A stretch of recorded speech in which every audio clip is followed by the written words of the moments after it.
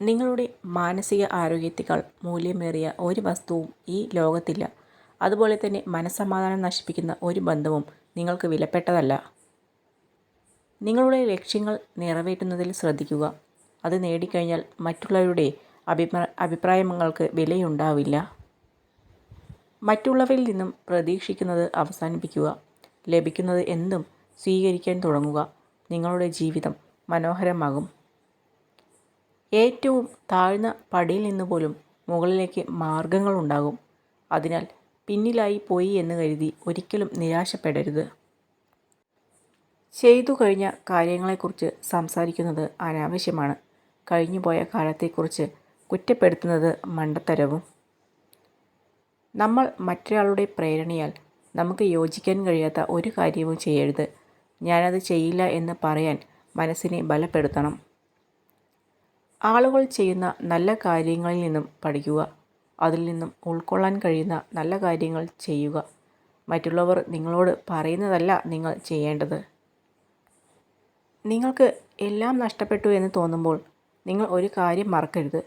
മരങ്ങൾ എല്ലാ വർഷവും ഇല പൊഴിക്കും. എന്നിട്ട് നാളുകൾ കഴിഞ്ഞ് പുതിയ ഇലകൾ കൊണ്ട് സമൃദ്ധമാകും. ഭാവിയിൽ ഓർക്കേണ്ട ഒരു നിയമം ഇതാ: കാഠിന്യമായി തോന്നുന്ന ഒരു പ്രവൃത്തിയും ദൗർഭാഗ്യകരമല്ല. ഓരോ ബുദ്ധിമുട്ടും നല്ലതിനു വേണ്ടി മാത്രമാണ്. ഏതൊരു സൗഹൃദത്തിലും ബന്ധത്തിലും നിങ്ങൾ കൊടുക്കുന്ന സമയവും മൂല്യവും അവർ നിങ്ങൾക്കും തിരികെ നൽകുന്നില്ലെങ്കിൽ പിന്നെ ആ ബന്ധം മുന്നോട്ട് കൊണ്ടുപോകുന്നതിൽ യാതൊരു അർത്ഥവുമില്ല. മനുഷ്യൻ രണ്ടു കാര്യങ്ങളിൽ നിസ്സഹായനാണ്. ഒന്ന്, ദുഃഖം വിൽക്കാൻ സാധിക്കുന്നില്ല. മറ്റൊന്ന്, സന്തോഷം വാങ്ങാൻ സാധിക്കുന്നില്ല. ഈ ലോകത്ത് വളരെയധികം ആളുകൾ നിങ്ങളെ സ്നേഹിക്കുന്നുണ്ടെന്ന് തിരിച്ചറിയുക. നിങ്ങളെ വെറുക്കുന്ന ഒരാളിൽ മാത്രം ശ്രദ്ധ കേന്ദ്രീകരിച്ച് ജീവിതം പാഴാക്കരുത്. മറ്റൊരാളുടെ കുറവുകൾ ചൂണ്ടിക്കാട്ടി അയാളുടെ വില കുറയ്ക്കുമ്പോൾ ഒന്നോർക്കുക: വരും ദിവസങ്ങളിൽ ആ കുറവുകൾ ആർക്കും വന്നേക്കാം. കാരണം എല്ലാവരും മനുഷ്യരാണ്. സൂക്ഷിച്ചു വയ്ക്കാവുന്നതിൽ ഏറ്റവും വലിയ സ്വത്ത് ഓർമ്മകൾ മാത്രമാണ്. കാരണം എത്ര കാലം കഴിഞ്ഞാലും ഓർമ്മകൾക്ക് മധുരം കൂടുകയല്ലാതെ ഒട്ടും കുറയില്ല. മനസ്സമാധാനം ഒരിക്കലും നമ്മളെ തേടി വരില്ല. കാരണം അത് നമ്മുടെ കൈകളിൽ തന്നെയാണ്. മനസ്സമാധാനം നേടണമെങ്കിൽ ആരെയും അമിതമായി സ്നേഹിക്കാനോ വിശ്വസിക്കാനോ പാടില്ല. നിങ്ങൾ ചെയ്യുന്നത് ശരിയാണെന്ന് ഉറപ്പുണ്ടെങ്കിൽ സാഹചര്യങ്ങളുടെ സമ്മർദ്ദങ്ങളിൽ വഴങ്ങാതിരിക്കുക. നിങ്ങളുടെ ശരികൾ തെളിയിക്കാൻ തീർച്ചയായും ജീവിതം ഒരു അവസരം നൽകും. ഇത് നിങ്ങളുടെ ലോകമാണ്. അതിനെ സ്വയം രൂപപ്പെടുത്തുക. അല്ലെങ്കിൽ മറ്റാരെങ്കിലും നിങ്ങളുടെ ലോകം സൃഷ്ടിക്കും.